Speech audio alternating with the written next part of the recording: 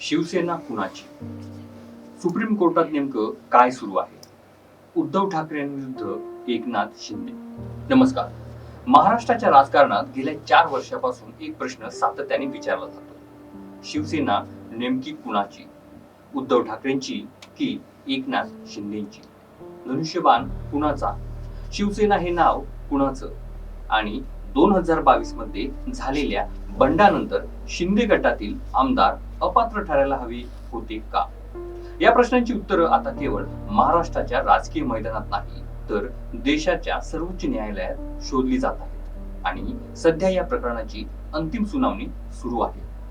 सर्वात महत्त्वाचं म्हणजे कोर्टाने अद्याप अंतिम निर्णय दिलेला नाही. म्हणून आज आपण कोणत्याही एका गटाची बाजू घेण्याऐवजी सुप्रीम कोर्टात आतापर्यंत काय मांडलं गेलं, कपिल सिब्बल यांनी काय युक्तिवाद केला, शिंदे गटाची काय भूमिका आहे, कोर्टाने कोणते महत्त्वाचे प्रश्न उपस्थित केले आणि या संपूर्ण प्रकरणाचा महाराष्ट्राच्या राजकारणावर पुढे काय परिणाम होऊ शकतो हे समजून घेऊया. आधी 2022 मध्ये नेमकं काय झालं? जून 2022 शिवसेनेमध्ये मोठं बंड झालं. एकनाथ शिंदे यांच्या नेतृत्वाखाली शिवसेनेचे अनेक आमदार उद्धव ठाकरे यांच्या नेतृत्वापासून वेगळे झाले. त्यानंतर महाराष्ट्रातील तत्कालीन महाविकास आघाडी सरकार कोसळले. उद्धव ठाकरे यांनी मुख्यमंत्री पदाचा राजीनामा दिला आणि त्यानंतर एकनाथ शिंदे यांनी भाजपच्या पाठिंब्यावर सरकार स्थापन केलं. पण त्याच वेळी एक मूलभूत प्रश्न निर्माण झाला. शिवसेनेतून वेगळे झालेले आमदार खरी शिवसेना आहे का, की पक्षाची संघटनात्मक रचना, पक्षप्रमुख आणि पक्षाची मूळ संघटना उद्धव ठाकरे यांच्या बाजूने होती? याच प्रश्नातून पुढे निवडणूक आयोग, विधानसभा अध्यक्ष आणि सर्वोच्च न्यायालयापर्यंत पोहोचलेल्या कायदेशीर लढाई सुरू झाली. निवडणूक आयोगाने काय केलं? फेब्रुवारी 2023 मध्ये निवडणूक आयोगाने एकनाथ शिंदे यांच्या नेतृत्वाखालील गटाला शिवसेना हे नाव आणि धनुष्यबाण हे निवडणूक चिन्ह दिलं.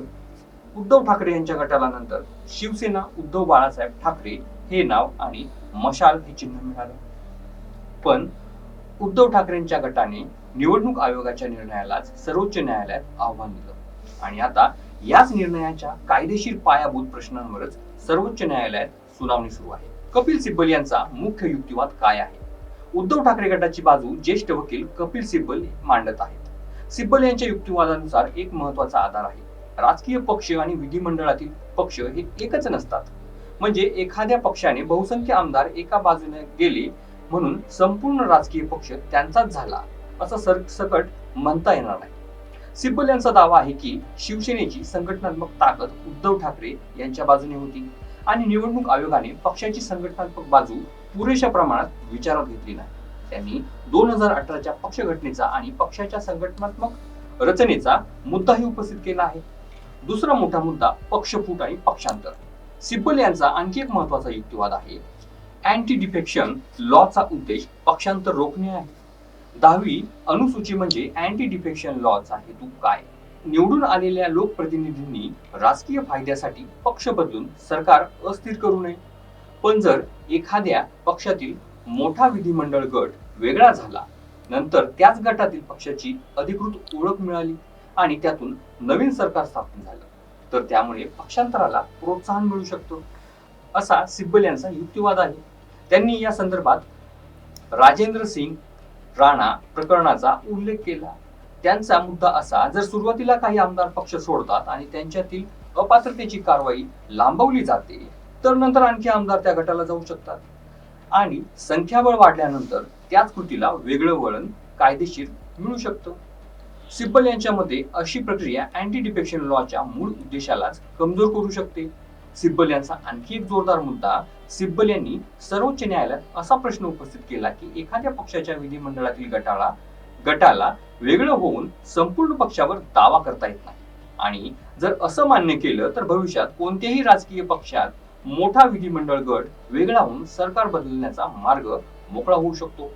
त्यामुळे त्यांनी हा प्रकार लोकशाहीसाठी गंभीर असल्याचं म्हटलं आहे. मग सुप्रीम कोर्टाने काय विचारलं? इथेच या सुनावणीला मोठं महत्त्व प्राप्त आहे. कोर्टाने केवळ उद्धव ठाकरे गटाचं म्हणणं ऐकून घेतलेलं नाही तर काही मूलभूत प्रश्न उपस्थित केले आहेत. उदाहरणार्थ, राजकीय पक्षांमध्ये बहुमत म्हणजे नेमकं काय?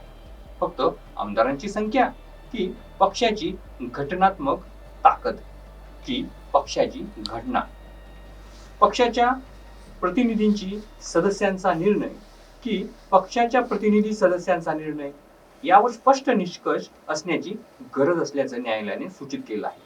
आणि एक महत्वाचं निरीक्षण, 5 ऑगस्टच्या सुनावणी दरम्यान सर्वोच्च न्यायालयाने मौखिकरित्या म्हटलं की विद्यमान कायद्यानुसार राजकीय पक्षाचा विधिमंडळ पक्षावर नियंत्रण असतं आणि राजकीय पक्षाचा वैध निर्णय विधिमंडळ पक्षातील बहुमताच्या इच्छेपेक्षा वरचढ ठरू शकतो.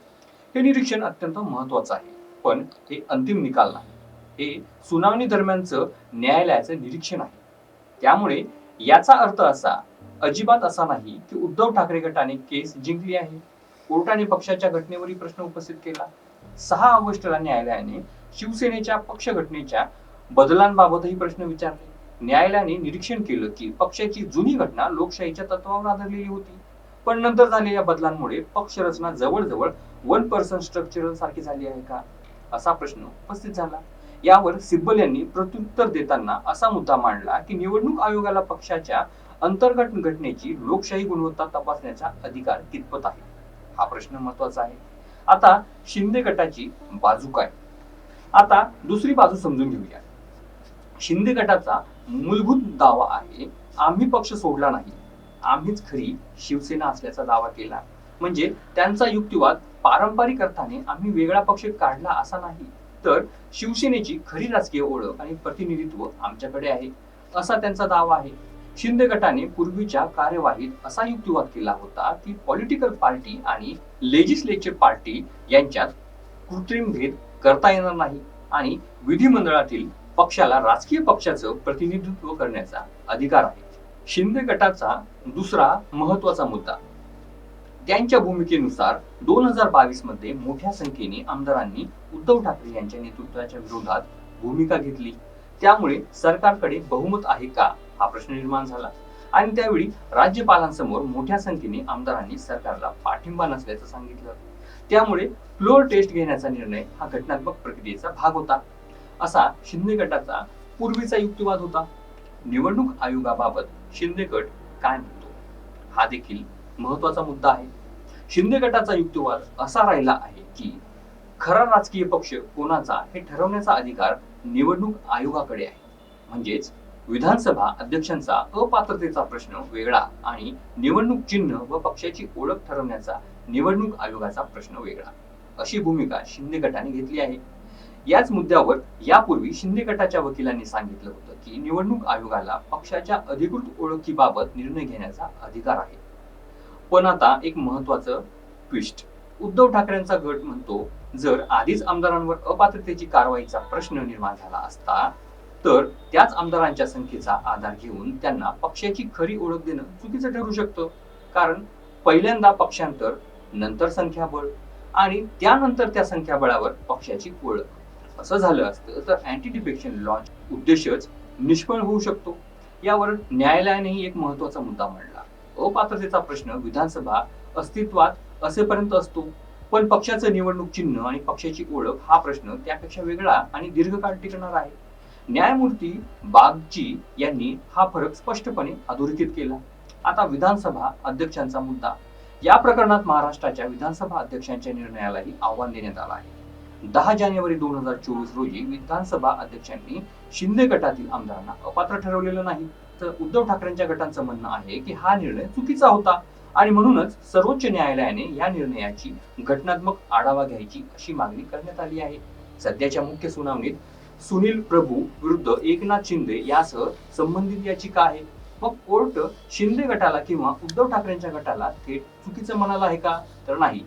ही गोष्ट खूप महत्वाची आहे. कोर्टाने अनेक प्रश्न विचारले आहेत. काही निरीक्षण उद्धव ठाकरेंच्या गटांच्या युक्तिवादाशी जुळणारी वाटतात. उदाहरणार्थ राजकीय पक्ष आणि विधिमंडळ पक्षातील संबंध, बहुमत कसं ठरवायचं आणि पक्षांतराला प्रोत्साहन मिळणार नाही याची काळजी, हे प्रश्न कोर्टाने उपस्थित केले आहेत. पण त्याच वेळी कोर्टाने पक्षाच्या अंतर्गत लोकशाही रचनेबाबत उद्धव ठाकरेंच्या गटालाही प्रश्न विचारले आहेत. म्हणून कोर्टाचा अंतिम निकाल येण्यापूर्वी कोर्ट उद्धव ठाकरे यांच्या बाजूने आहे किंवा कोर्ट शिंदे यांच्या बाजूने आहे, असं म्हणणं योग्य ठरणार नाही. जनमत काय म्हणतंय? आता या प्रकरणाचा राजकीय भाग. महाराष्ट्रात जनमत दोन मोठ्या भावनांमध्ये विभागलेले दिसतं. ठाकरे गटाचे समर्थक म्हणतात, निवडून आलेले आमदार पक्ष बदलून पक्षच तयार घेऊ शकत असतील तर अँटी डिफेक्शन लॉचा अर्थ काय?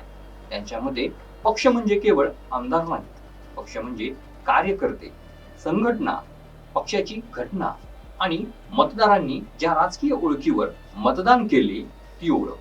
दुसरीकडे शिंदे गटाचे समर्थक म्हणतात, बहुसंख्य आमदार आणि मोठा संघटनात्मक पाठिंबा आमच्याकडे होता, मग आम्हालाच खरी शिवसेना का म्हणू नये? त्यांच्या मते ठाकरे गटाचा दावा हा फक्त पक्ष प्रमुखावर आधारित आहे आणि लोकशाहीत संख्याबळालाही महत्व असतं. सत्ताधारी काय म्हणतात? सत्ताधारी बाजूचा मुख्य राजकीय मुद्दा असा आहे की शिंदे गटाला निवडणूक आयोगाने अधिकृत शिवसेना म्हणून मान्यता दिली आहे. त्यामुळे त्यांची राजकीय आणि घटनात्मक भूमिका आधीच एका घटनात्मक संस्थेच्या निर्णयाने समर्थित आहे आणि सर्वोच्च न्यायालयाने आता त्या निर्णयाची कायदेशीर वैधता तपासायची आहे. विरोधक काय म्हणतात?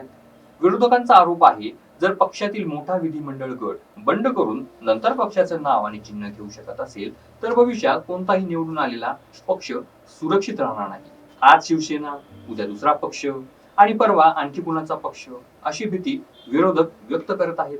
माझ्या मते या प्रकरणात प्रश्न फक्त शिवसेना कुणाची एवढाच नाही, हा प्रश्न त्यापेक्षाही मोठा आहे.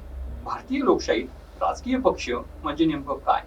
तो फक्त निवडून आलेल्या आमदारांचा समूह आहे की पक्षाची संघटना, पक्षाची घटना, कार्यकर्ते, पक्षप्रमुख की मतदारांनी दिलेला जनादेश?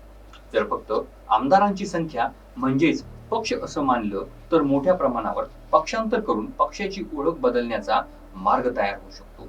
पण दुसऱ्या बाजूला फक्त पक्षप्रमुख म्हणजे संपूर्ण पक्ष असं मानणं तर पक्षातील अंतर्गत लोकशाही आणि आमदारांच्या मतालाही कमी महत्व मिळू शकते. म्हणून मला वाटतं हा प्रश्न फक्त उद्धव ठाकरे आणि एकनाथ शिंदे यांच्यातील संघर्ष नाही, हा प्रश्न आहे भारतीय लोकशाहीत पक्ष म्हणजे नेमकं काय? अंतिम निकाल आल्यानंतर या प्रश्नाचं उत्तर अधिक स्पष्ट होईलच. तोपर्यंत कोर्टाने केलेली निरीक्षणं म्हणजे अंतिम निर्णय नाहीत आणि कोणत्याही एका गटाचा दावा म्हणजे न्यायालयीन सत्य नाही. अंतिम शब्द सर्वोच्च न्यायालयाचाच असेल. तुम्हाला काय वाटतं? शिवसेनेची ओळख ठरवताना आमदारांचं संख्याबळ महत्वाचं असावं, संघटनात्मक ताकद? तुमचं मत कमेंटमध्ये नक्की सांगा. व्हिडिओ माहितीपूर्ण वाटला असेल तर लाईक करा, शेअर करा आणि अशाच अभ्यासपूर्ण राजकीय विश्लेषणासाठी चॅनलला सबस्क्राईब करा. धन्यवाद.